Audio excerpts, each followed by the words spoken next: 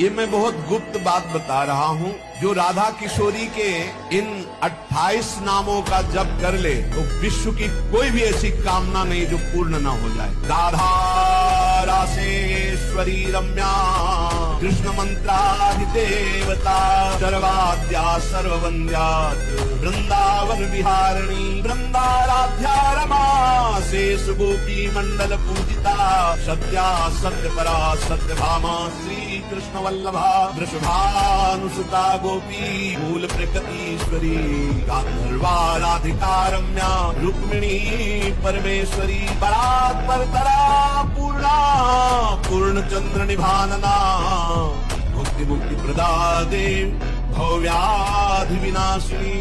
ये 28 नाम है अनुभूत। इनका जो पाठ करे चाहे लौकिक कामना चाहे परलौकिक कामना बहुत जल्दी आपको परिणाम दिखाई देगा।